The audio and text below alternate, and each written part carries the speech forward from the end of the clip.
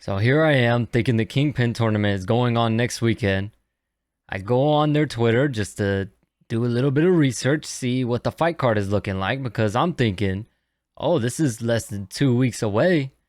They should have the fight card out by now. Lo and behold, news to me, I noticed that they pushed the fight date back.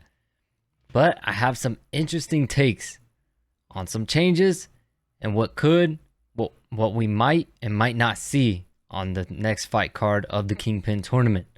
Let's talk about it. Hey, what's good, everybody? Sorry to interrupt, but thank you so much for clicking on the video. If you could do us a favor and hit that subscribe button so you don't miss out on any videos or giveaways in the near future. And don't forget to leave a like if you like the video and comment your thoughts down below. Thank you so much for your support. So yes, the second round of the Kingpin tournament has been changed. The fight date has been changed. I saw in their initial brackets it was set to June 3rd in Dublin. It's still in Dublin, but now the official fight date is set for July 1st, which sucks because I was expecting to see some action next weekend. But we're going to have to wait a little bit longer. So what I found very interesting that I noted before is the losers bracket. They're expecting these guys to continue fighting. These guys must be under contract to fight 3 times regardless of win or losing. So someone's got to lose 3 times in a row, which is tough. And I think what the issue they're going to have is they're going to have an issue with getting these fighters that are 0-2 in the tournament to go fight again a 3rd time. They're not going to want to. And here's the problem. Austin McBroom is probably the most notable high-name person in this tournament that likely we may not see fight again. I mean, I hope he fights, but we might not see him fight again. He just might not be into it anymore. He got embarrassed once, and he got embarrassed twice. Video footage proves that Austin McBroom's injury wasn't as serious as he was playing it off to be. And if you go and look back at that footage, you can see him wincing in pain way before the end of the fight, towards the end of the fight. You could see him wincing in pain almost as if he's preparing in his mind, that he's already made up in his mind that he's going to fake an injury to quit. And then towards the end, he did it. And then you see him take a step on that leg, perfectly fine. You see him take some steps on that leg and then start limping as if he can't walk on it anymore.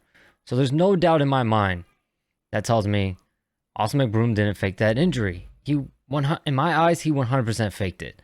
And look, it's not a knock on him. It's not a diss. It's not a personal attack. At the end of the day, Austin McBroom probably was fading. He looked like he was fading. He didn't want the same outcome to happen again. So he found a way out. It is what it is. Fighters quit all the time. We saw it happen with Ryan Garcia in that fight with Gervonta Davis. He got hit with that body shot. He knew that it was just going to be a problem if he continued to fight. So he decided to stay on the knee and take the whole 10 count and let the fight be over. Fighters quit all the time. Austin McBroom just quit in my eyes. Of course, I'm not his body, so I don't know what was going on. But from what I saw, Gibb wasn't stepping on his foot. Austin McBroom didn't twist his ankle. His foot was still flat, fine. He took a step on it and then acted like he couldn't walk on it anymore. So in my eyes, he was faking it. But oh well. Oh well. He wanted the way out. He got his way out. But now he's got to fight again. Because I'm sure he's contractually obligated to fight 3 times under Kingpin. They have a loser's bracket for a reason. So if we're following the initial bracket, if they haven't made changes to the brackets, if they haven't made any changes to any other fights other than the winners of the Kingpin tournament, of course, the winners is Jarvis and Gibb. They are 100% fighting. And Winderson and Kenny, they are fighting. But if they haven't made changes other than that, Austin McBroom should be fighting Tom Zanetti.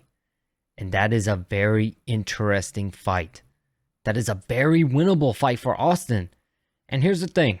Now that Austin has created this loss due to injury, he has an excuse to shoot for that Gibb fight again after the tournament. If Austin goes in there, beats Tom Zanetti, and then he goes and fights whoever he's supposed to fight next, beats them. He went 2-1 in the Kingpin tournament. He can sit there and say that he only lost due to an injury, and now he has an excuse to get that third fight with Gibb. He has an excuse to get some more training to be able to prepare for Gibb. One of the things that I said was going to be Austin McBroom's problem in the second fight with Gibb is that he didn't have enough time to prepare. He didn't have enough time to get his gas tank where it should be. He didn't have enough time, which is why you could see in the press conference also, he was saying, I'll see you in the finals. I'll see you in the finals. Because probably in his mind, he was hoping he would see Gibb in the finals. He didn't want to fight Gibb right away. He wanted to get some other fights under his belt. He wanted to get some wins under his belt. He wanted to get that experience. So and then when he goes in there against Gibb, he's been in the ring multiple times before fighting him, which will give him a better advantage if they were to fight in the finals. But they didn't. Austin took the L. But the good thing is, he can make a comeback. He can still redeem himself. He's going to have to go out there, win these next 2 fights, and then he can either choose to call out Gibb or go fight someone under Misfits and then call out Gibb. But that losing to an injury, he can use that as an excuse to get a third fight with Gibb. He could easily do it because I'm sure Gibb will want to do it. It'll probably do really well. It'll probably do good ratings. I mean, I don't think they could put it as a main event. I think it'll have to be a co-main event, but who else will Gibb fight? Austin McBroom is probably one of the biggest names out there that he can fight. And if Austin McBroom gets some wins under his belt and gets some people around him and he looks better and he improves, there's no doubt that fight will be a big fight. But do I think Austin McBroom is going to continue? I don't know. I don't know if he continues in this tournament. I don't know if he continues in this loser bracket. That's the problem with this losers bracket. You got guys that just lost. They just got embarrassed. I mean, I'm sure Tom Zanetti doesn't care. Tom Zanetti's going to want to fight. He doesn't care. But is Austin McBroom going to fight? That's what I'm wondering. So for now, we just got to wait and see. We just got to wait until the fight card comes up and they come out with the whole fight card so we can see if Austin McBroom continues in this tournament in the losers bracket. And we'll see. If Austin McBroom wins these next 2 fights, do you think he calls out Gibb again? Or do you think he goes to other fights? Or do you think he's just done with boxing? Let me know in the comments. Thank you for watching, and I'll catch you guys in the next one.